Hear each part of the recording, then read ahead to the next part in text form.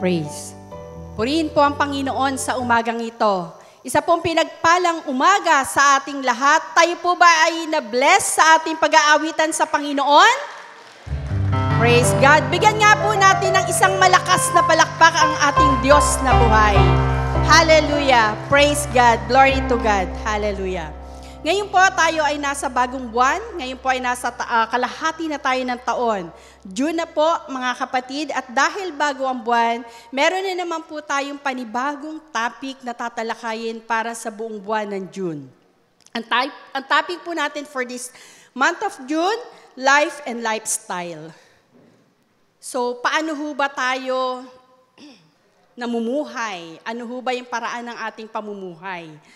So, sinasabi ng Panginoon na sino man nagligtas na kanyang buhay ay mawawalan nito, subalit sino man, mga kapatid, yung mawalan nito para sa Panginoon ay magkakaroon.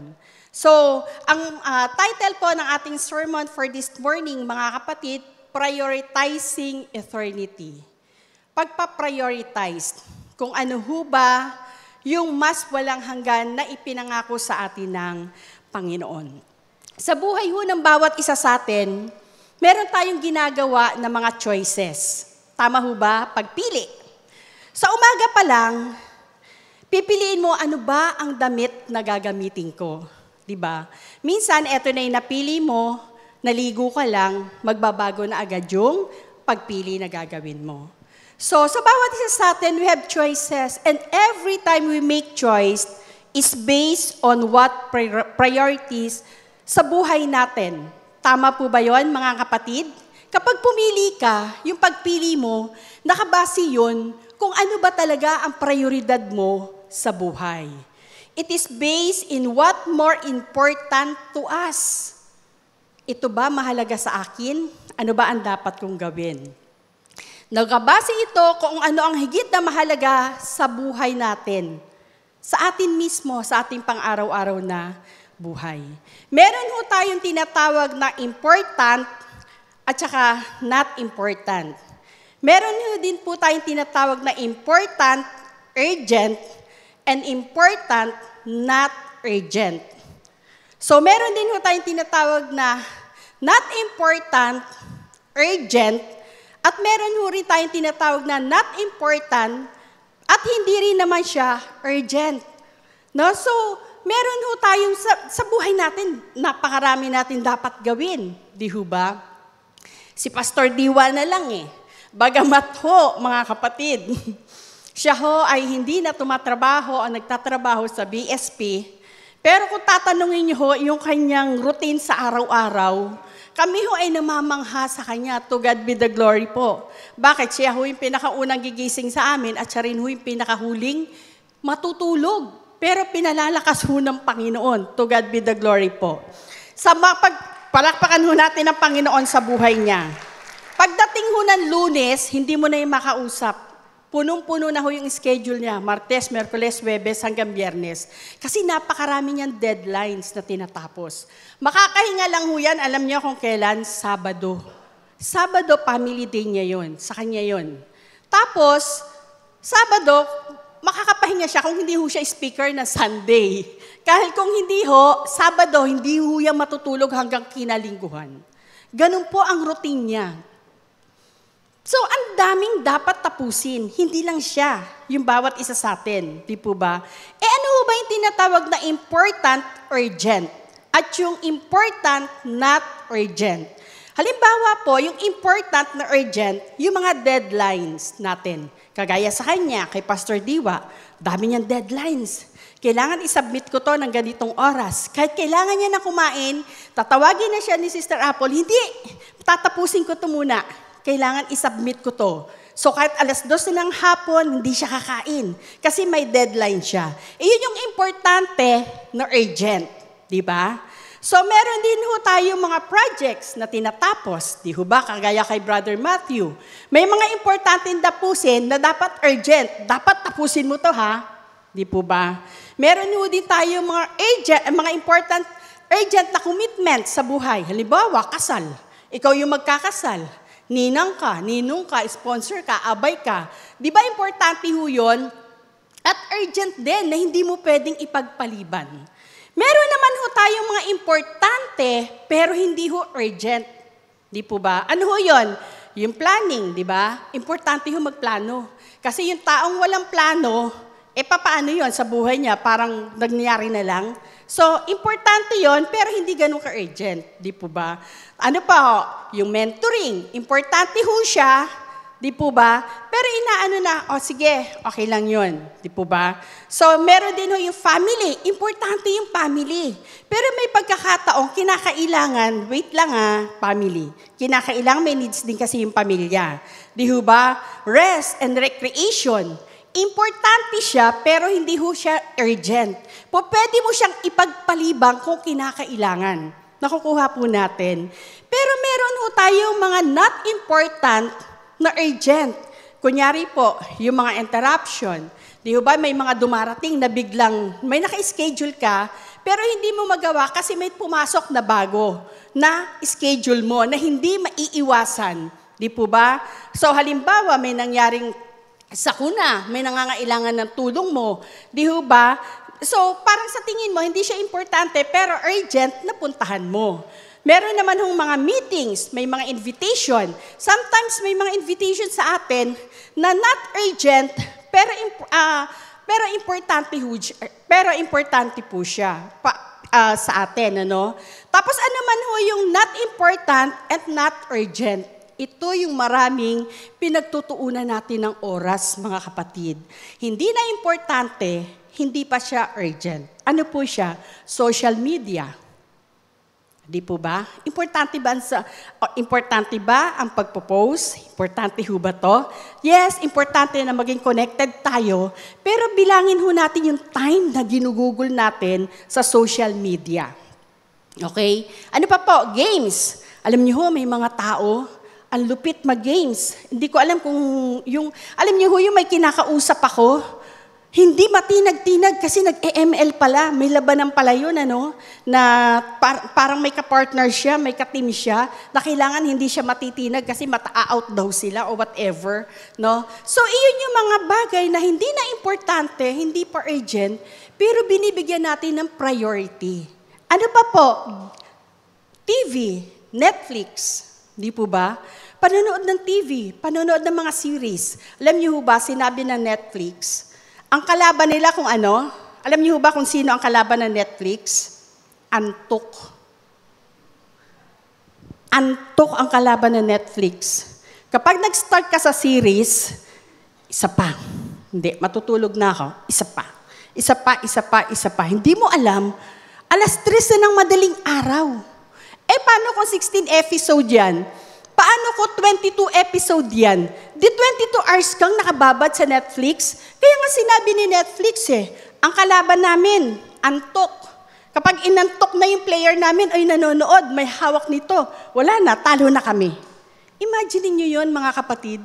Tapos kinabukasan, hindi na siya importante sa buhay natin. Hindi pa siya urgent, pero pinaprioritize natin. Napansin ho ba natin yun, mga kapatid? Kaya kinabukasan, kapag pumasok ka sa trabaho, kapag pumasok ka na sa school, kapag kakailangan ka na sa isang bagay na importante na dapat mong prioritize, lupay-pay ka na. Sinabi nga po dun sa isang research, isang gabi na walang tulog, katumbas ng 4 na araw na pagbawi ng katawan mo. Imaginein mo yan, isang gabi ka lang na hindi matulog, para makarecover yung katawan mo, 4 na araw, mga kapatid, na hindi ka dapat magpuyat. Imagine that, mga kapatid. Kung nagpuyat ka ngayong gabi, bukas puyat ka ulit. Ano mangyayari sa'yo? Di zombie ka na. Di ho ba? Hindi ka na makita, hindi ka na makilala, hindi ka na makamulagat. Why? Kasi nga po, puyat ka na. Prioritize mo yung bagay na hindi na importante, hindi pa urgent, sa buhay natin. Amen, mga kapatid? Ngayon, tignan ho natin yung story ni Martha at Mary. Tignan ho natin, mga kapatid, yung storya na to. Maikling kwento lang siya. Imagine, mga kapatid, verses sa Luke chapter 10, verse 38, hanggang 42. Ilang verses lang siya, ang sarap niyang basahin. Pero sa maikling verse na to, mga kapatid, napakaraming pwedeng ituro sa atin ang Panginoon. So dito sa Luke chapter 10, verse 38, tunghayan po natin, ano po ba yung mapupulot natin na aral ukol sa buhay ni Martha at ni Mary. Dinalo ni Jesus ang tahanan nila Martha at Mary na magkapatid. Magkapatid po itong dalawang to, no? So, nung time na yun, very significant na dalawin ka ni Jesus or dalawin ng Panginoong Jesus si Martha and Mary. Bakit po? Kasi, mga kapatid, yung para turuan sila dunalaw ni Jesus si Martha at saka si Mary, hindi para makipagtsikahan, kung hindi para bahagian sila ng salita ng Diyos, para turuan sila ukol sa mga spiritual na bagay. But take note, mga kapatid, during that time, mga kapatid, ang kultura noon, ang paniniwala na maraming mga rabbi o mga tagapagturo, mga guro, na mga babae ay hindi pinag-aaksayahan ng oras para turuan. Baliwala sila, di ba? Tinuturungan or narinig na ho natin na yung mga babae during that time, nasa mababa silang antas. Hindi sila ka-level ng mga lalaki, unlike ngayon na very competitive ang mga babae. Noon, wala hong rights ang mga babae. Hindi sila binibigyan ng oras. Ngunit si Jesus, ang ating Panginoong Jesus, ay naglaan ng panahon upang magturo kina Martha and Mary. Sa gayon, ipinakita ang pagpapahalaga ng Diyos sa lahat ng tao. Bagamat mababa ang mga babae noong mga panahon na yon, nilaanan ng oras ni Jesus, si Martha and Mary, dinalaw, binigyan ng oras, sinadya na puntahan, mga kapatid. Pero tignan ho natin, kapag ka ikaw, alam mo may darating na bisita sa bahay mo, at yung bisitang darating hindi teka-teka, hindi basta-basta. Anong gagawin natin? Mga kapatid, anong gagawin nyo? Siguro, magpapa-general cleaning kayo. Kahit naiinis yung mga anak ninyo, halika, mag-general cleaning tayo. Kuskusin natin mabuti ang kisame, ang bubong, ang lahat. Itago ang lahat ng mga basura, lahat ng mga kalat at abubot. Kailangan nakatago yan. Dahil darating ang isang mahalagang panauhin. Di ba? Ganun yung gagawin natin. Paghahandaang mabuti. Malamang, nung pupunta at nabalitaan ni Martha at Mary na darating ang Panginoong Jesus, malamang pinaghandaan nilang mabuti to. Hindi naman to yung sumulpot at naligaw lang si Jesus Malamang, hindi man binanggit sa Biblia, pinagbalaka, nakarating ka agad sa kanilang magkapatid na sila ay dadalawin ng ating Panginoong Jesus. Kaya naman, ano yung naging attitude ni Martha, mga kapatid? Si Martha ay abalang-abala. Ang sinabi ho ng salita ng Panginoon, abalang-abala.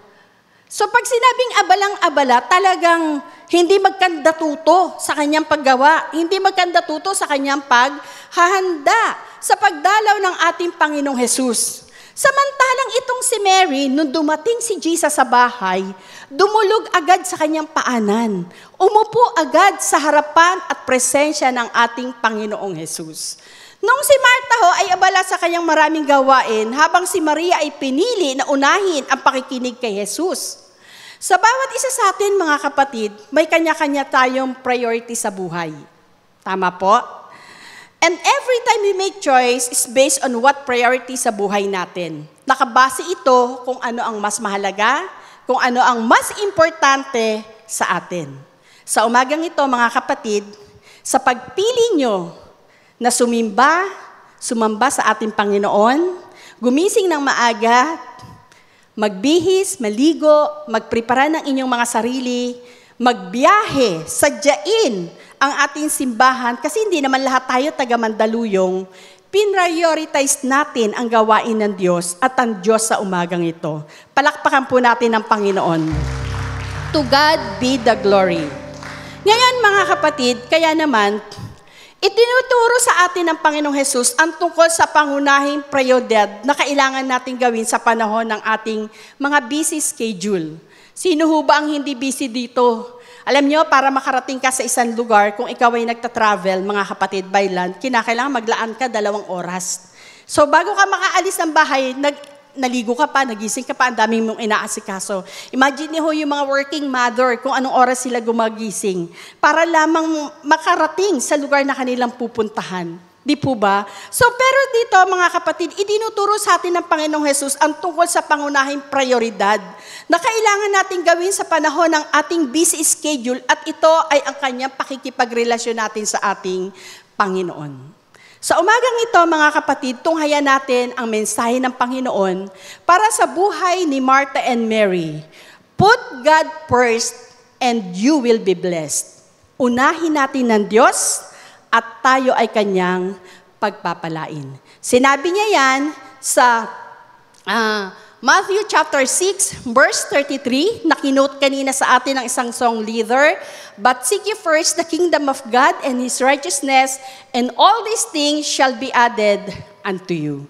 Bago tayo magpatuloy sa mensahe ng Panginoon, may testimony po muna ako. Naalala niyo po, nagkaroon tayo dito ng visitor na mangyan.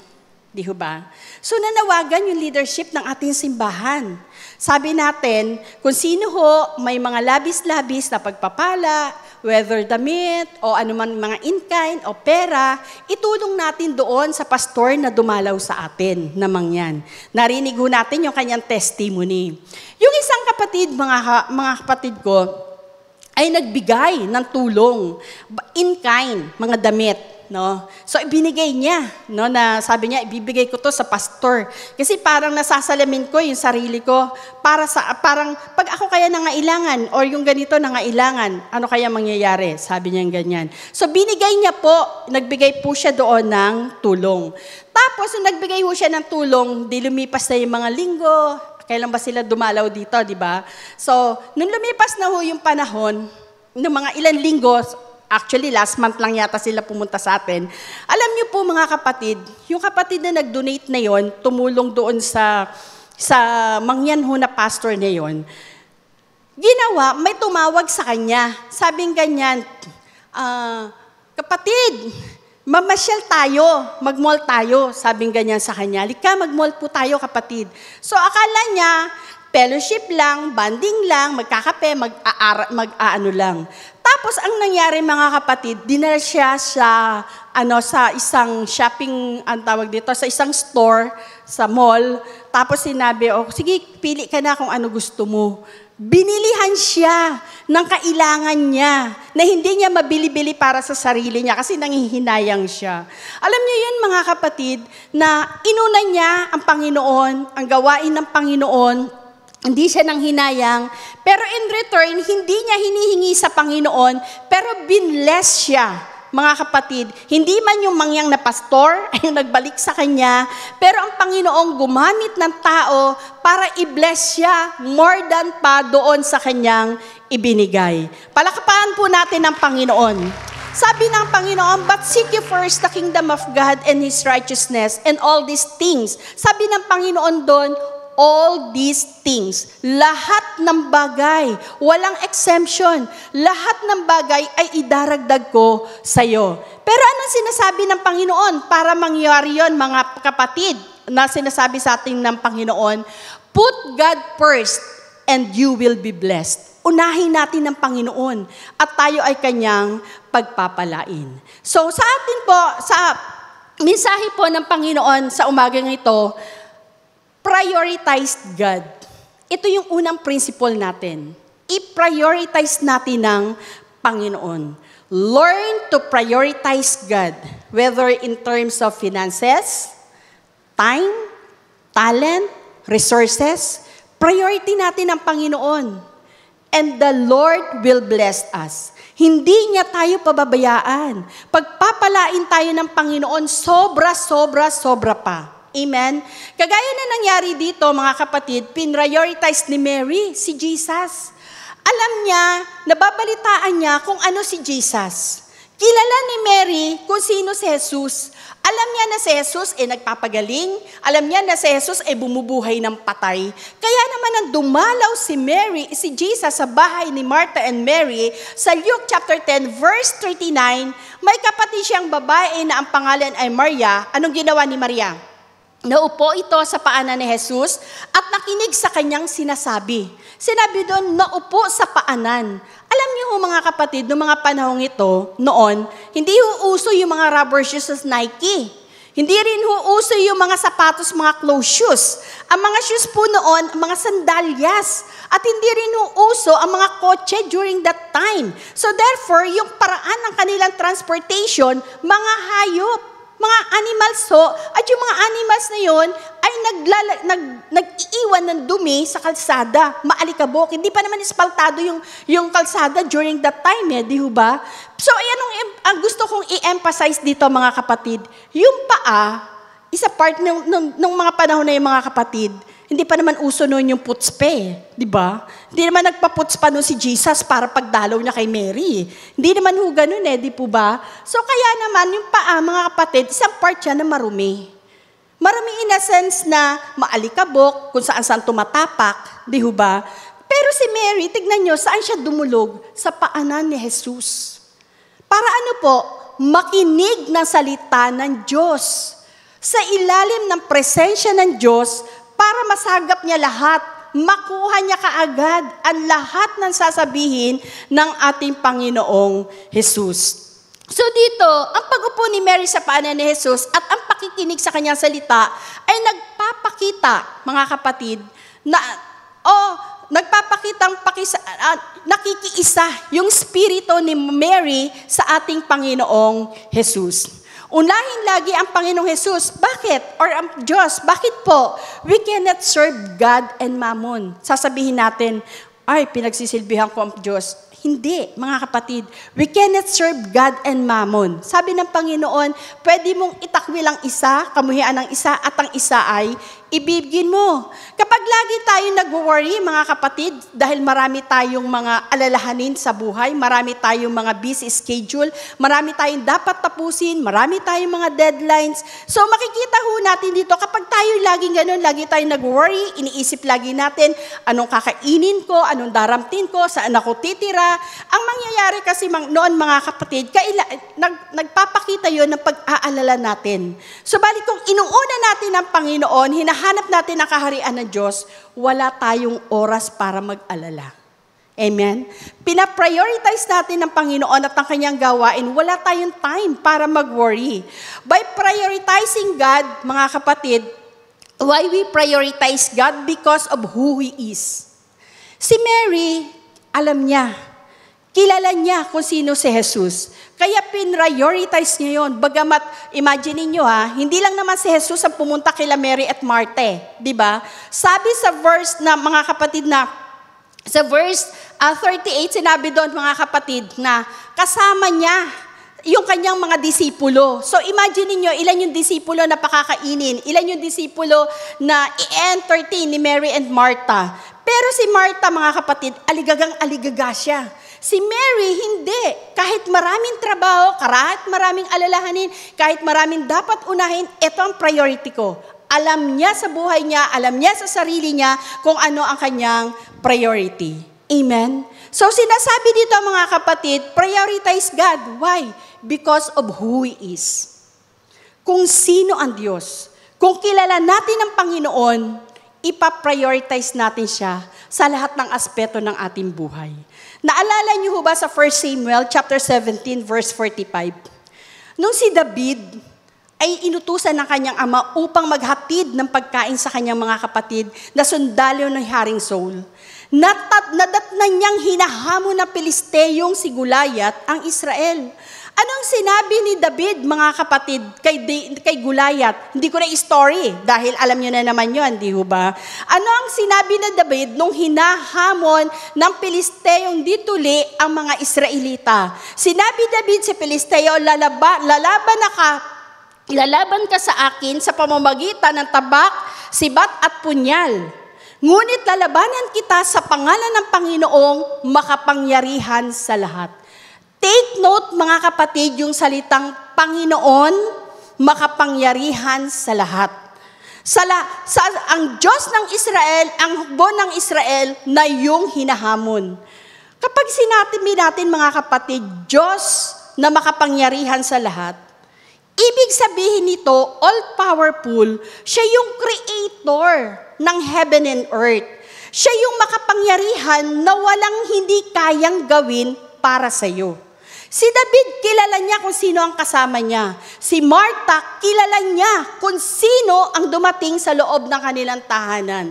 That's why pinrioritize niya ang ating Panginoon. Amen?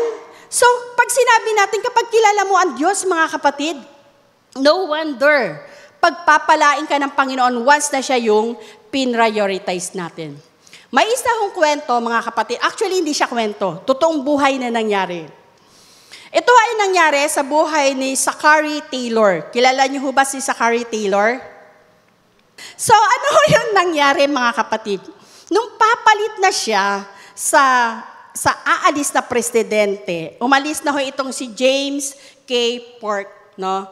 Mga kapatid, noong March 3, tapos na yung term niya ni James. March 3, 1849, tapos na yung term niya sa US bilang presidente. So, ito hong si Zachary Taylor, kailangan niyang mag-oath ng March 4, 1849. Kailangan niyang mag-oath. Ngayon ho, nung inabisuhan siya, sabi niya sa nag-abiso sa kanya, hindi ako pwedeng mag-oath ng March 4. Sabi niya ganun. Tapos sabing ganyan nung pinaka-leader na namumuno, bakit hindi ka pwedeng mag-oath? Kasi hindi, syempre, kung aalis na yung isa, ibig sabihin March 4, walang presidente yung US, tapos March 5 kailangan, kasi doon siya kinakailangan mag-oath. Hindi po pwede yun, di ba? So, ano nyo na lang, i-research nyo kung ano nangyari. Pero ito lang muna ikukwento ko sa inyo. No, ano nangyari? Sabi niya gano'n, hindi ako pwedeng mag-oath ng March 4. Sabi niya gano'n. Bakit? Nagalit yung namumuno. Meron bang mas mahalaga pang bagay sa pag-oath mo bilang presidente ng US? Ayan, hindi na ako nagkamali. Meron pa bang mas mahalagang bagay doon para maging presidente ng US? Sabing ganyan yan, kasi nagagalit na, kasi lahat kakamada ng lahat, naka-okay na, tatayo na lang siya, mag-oath. Alam niyo, sabi ho ni Zachary Taylor, hindi ako pwedeng mag-oath. Kasi ang March 4 ay Sunday, time to worship God. Kaya alam niyo ho, mga kapatid, palakpakan natin ng Panginoon. Kaya alam niyo mga kapatid, March 5 siya na move. March 5 siya nag-oath bilang presidente ng United States. Hindi ko alam kung sino presidente nung March 4 na yon kasi wala, na empty yun. No? Senate President daw po. No? So, alam niyo mga kapatid, pagiging presidente ng US po ang pinag-uusapan dito. Mag-o-oath siya. Isinantabi niya dahil araw ng linggo at mag-worship daw siya sa Panginoon. Imagine niyo yung conviction na yon sa kanya.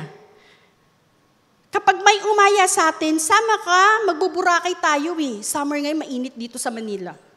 Ay, oho! Kahit ikaw yung magpapakanta, kahit ikaw yung mag-usher, kahit alam mong meron kang responsibility, ay, sasabi na lang ako, masakit ang tuhod ko, hindi muna ako agad magpo-post sa huwag kang magpo-post ha.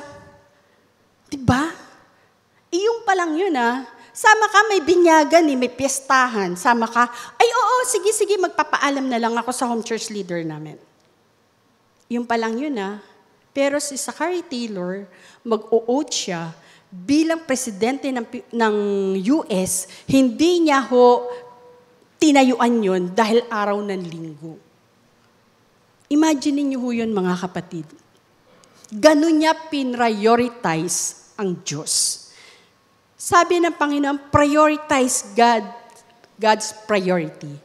I-prioritize natin, unahin natin kung ano yung mahalaga na inuuna ng Diyos. Amen? Tayo minsan, mga kapatid, Lord, ikaw po yung priority ko, promise. May promise pa, may karugtong pang promise. Lord, ikaw po talaga, Lord, yung priority ko, promise. Sa buhay ko, Lord, ikaw. Pero pagdating, mga kapatid, sa prayer, di ba, hindi natin siya inuuna. Pagdating ho sa mga gawain ng Panginoon sa pag-attend, hindi po natin siya inuuna. Pero promise, siya yung priority natin. Di po ba? Pagdalo sa gawain na alam mo na meron kang ministry o whatever, nahahanapin ka, ito yung gagawin mo, hindi mo pupuntahan. Why? Kasi priority mo si Lord promise yun. Pero hindi ka sisipot. Di po ba mga kapatid? Sino po ba talaga yung priority natin sa buhay natin? Ang pagbibigay natin ng priority sa Diyos, it will speak of how much we really know God. Kapag kilala mo ang Diyos, He is the God na powerful, creator of heaven and earth, mga kapatid.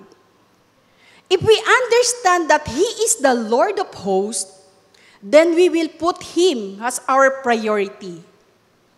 Amen? Yung expectation niya, yung concern niya should be our priority. Kung ano yung nakadudurog sa puso ng Diyos, yun din yung makakadurog sa puso natin. Kasi siya yung priority natin Naalala ko si Mama Pe, hindi ako a-attend sa birthday ni Naomi Ruth. Bakit naman Mama Pe? I-attend kami ni Ate Shirley. May assignment ako sa prayer meeting, inassign ako. Sabi niya ganyan. Hindi daw siya a-attend, alas 8 pa yung prayer meeting. Sabi ko, Mama Pe, a-attend tayo. Kaming bahala sa'yo, makakaabot tayo. Hindi, may assignment ako, malilate ako doon. Sabi niya, hindi daw siya a-attend. Yung apo niya, dadalawa lang ang apo niya. Hindi niya pa a-attendan.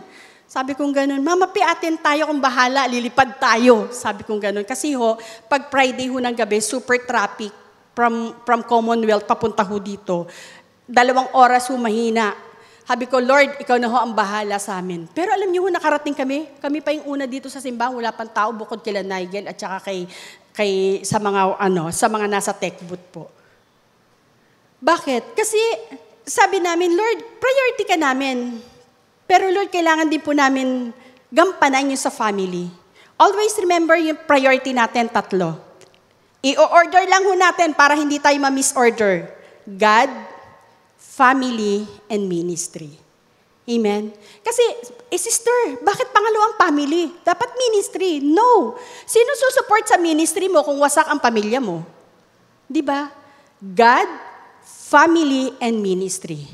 Kapag inuno mo ang Diyos ang mag-aayos ng pamilya mo, ng ministry mo. Kasi tama ang alignment mo, tama ang order ng priority mo. Maraming tao, God, ministry, family, kaya wasak ang pamilya, tapos ministry ng ministry. No. God, family, ministry. Amen? Iyon po yung order ng ating priority. So, iyon po yung naisin ng Panginoon, spending time with God in prayer and meditation on God's Word, upang nang sa ganon, mas makilala natin ang Diyos. Mas makilala natin kung sino ba siya. Imaginein mo, siya yung creator ng heaven and earth. Imaginein nyo kung gaano tayo kalaki, kung gaano ang itsura natin sa harapan ng Diyos. Napakalaki-laki-laki niya. Tapos ikaw parang isang kudlit lang kasi laki lang tayo ng langgam. Hindi ka ba matatakot? Kapag kilala mo ang Diyos, respeto mo siya. Kapag kilala mo ang Diyos, uunahin mo siya. Sa pera mo, sa oras mo, sa talento mo, sa lahat ng aspeto ng buhay mo, because you know God. He is the God who is powerful. Siya yung Diyos na may lalang sa'yo. Kaya niyang lahat baguhin, walang hindi siya kayang gawin para sa'yo. Amen? So, number 1, prioritize God's priority. Unahin natin kung ano ba yung prioridad ng Diyos. Second, understand your ways. Kailangan alamin natin. Alamin natin yung ating mga daan. Si Martha, again, stress na stress. Hindi siya magkanda-ugaga kung paano aayusin yung kanyang buffet table. Hindi niya alam kung paano aayusin yung mga gamit na gagamitin sa pagkain. Hindi niya alam kung paano aayusin ang mga bagay-bagay. Very stressed itong si Martha. To the point na lumapit siya kay Jesus. Sabing ganyan niya, Jesus, hindi niyo ba na pwede niyo hubang kausapin ng aking kapatid? Inutusan niya pa si Jesus. Hindi niya hubang nakikita ako'y aligagang-aligaga? Pwede hubang kausapin niyo siya? Sabihin naman, natulungan ako. Wala hubang kayong pakialam sa akin? Diba? Kapag yung priority natin ay mislead or hindi tama, nagkakaroon ng iba-ibang espiritu. Si Martha, naging judgmental pa kay Mary. Naging judgmental din siya kay Jesus. Bakit? Wala ka bang pakialam? Diba? Ano sinabi ni Jesus sa kanya? Martha, Martha, masyado ka naliligalig sa maraming bagay. Hindi ibig sabihin nito, mga kapatid, hindi pinahahalagahan ni Jesus yung ginawa ni Martha. Mahalaga po yun, mga kapatid. Pero dapat, alam mo kung ano yung prioridad mo. Alam mo kung ano yung importante. Si Jesus, hindi naman habang buhay sa tabi mo yan eh. Yung dumalaw lang siya, nagkaroon lang siya ng oras para sa'yo. Sana yung pagbibigay niya ng oras sa'yo, pahalagahan mo. Iyon yung nais na ituro dito ni Jesus kay Martha. So dito sa makikita natin sa Luke chapter 10 verse 40, samantalang si Martha ay abalang-abala sa paghahanda ng mga bagay na dapat gawin, lumapit siya kay Jesus at sinabi, Panginoon, baliwala ba sa inyong pabayaan ako ng kapatid ko na gumawa ng mag-isa? Sabihan naman ninyo siyang tulungan ako. Sabihan naman ninyo siyang tulungan ako. Sabi sa Haggai chapter 1 verse 5, ngayon nga, ito ang sinasabi ng Panginoon na makapangyarihan sa lahat. Isipin ninyong mabuti ang inyong mga lakad.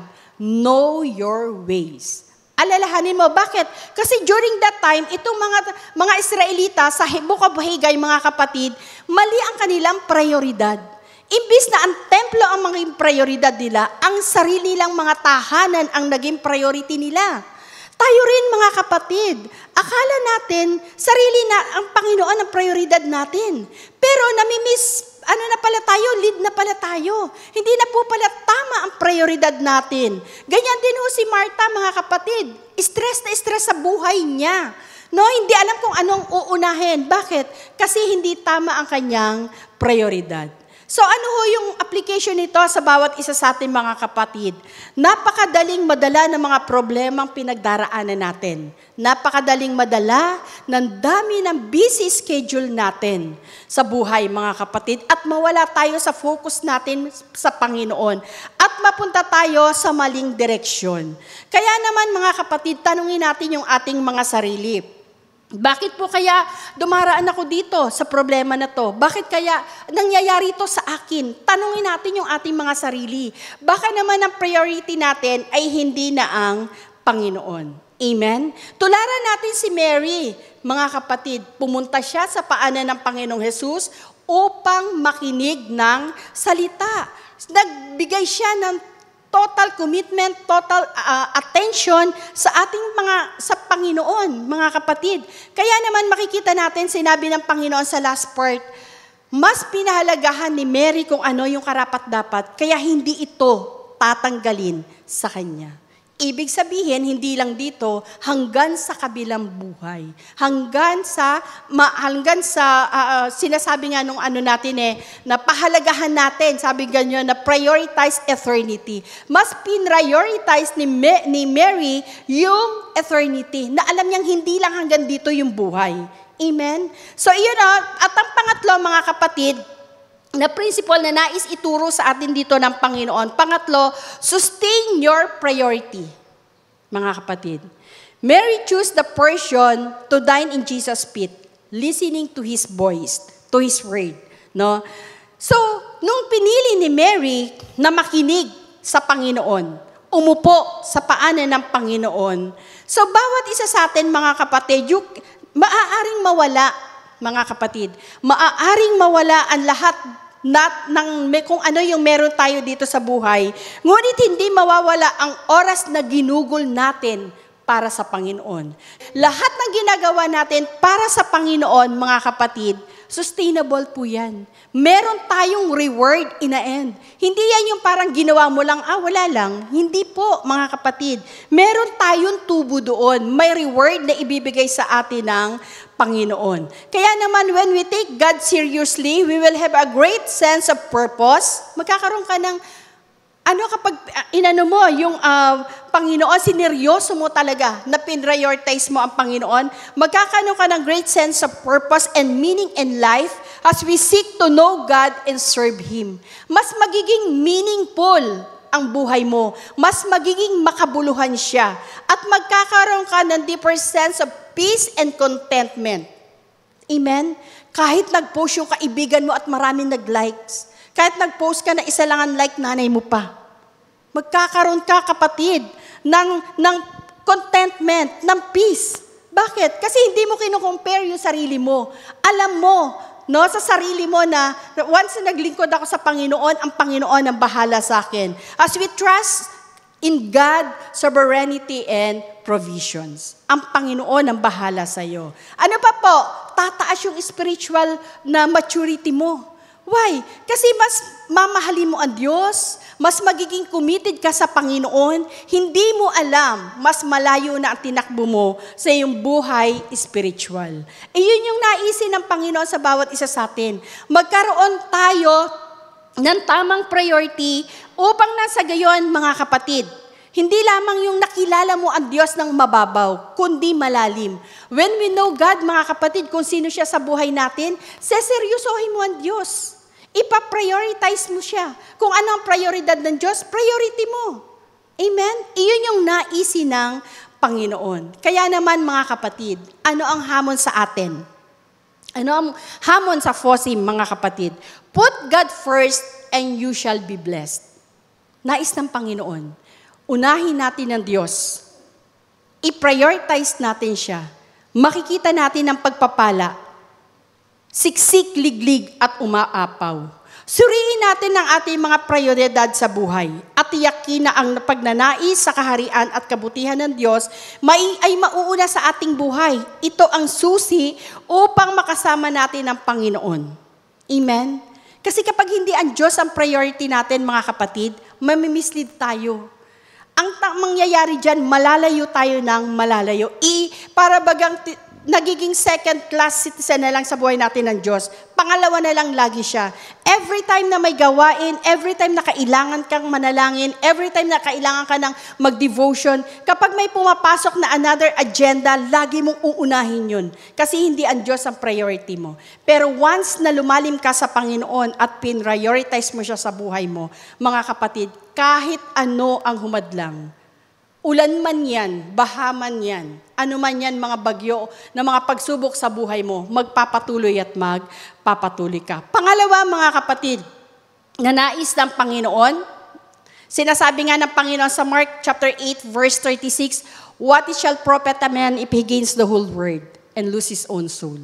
Yes, yumaman ka, pero sa future naman, ano naman kapalit nun? Di ho ba? Mas magandang mayaman ka at nasa presensya ka ng Diyos. Mas magandang mayaman ka dito sa lupa, pinagpapala ka, at sa kabilang buhay, sa langit ka mapupunta. Kaysa naman mayaman ka dito, pero pagtapos na mo naman dito, doon ka naman sa apoy, na dagat-dagatang apoy, mapupunta. Di ba?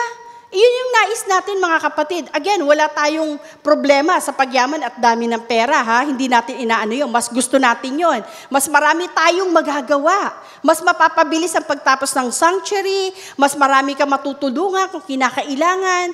No? Mas mapaprioritize mo ang Diyos. Iyon yung naisin ng Panginoon. Second, aligning ourselves with His purpose, we can experience the fulfillment that comes from living in accordance with His will. Iyon yung nais ng Panginoon. Naka-align tayo. Alam niyo, mga kapatid, kapag naka-align yung priority mo sa Panginoon, less stress. Hindi ko sinasabing walang stress. Hindi ko rin sinasabing problem-free ka. Pero pag alam mo, nasa right track ka, tama yung tinatahak mo, meron ka man makasalubong na obstacle, mga kapatid, in peace ka, may kapayapaan ka. Why? Kasi alam mong kontrolado ng Diyos ang lahat. Amen?